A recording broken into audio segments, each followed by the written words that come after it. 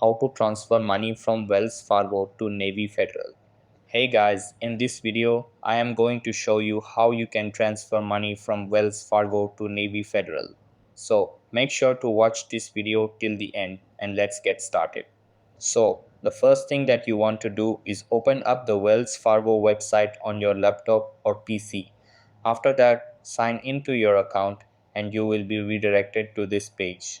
Over here, you have to tap on transfer and pay, then tap on transfer money. After that, tap on add account, which is next to non-Wells Fargo account. Then just fill in credentials of your Navy Federal account and tap on save.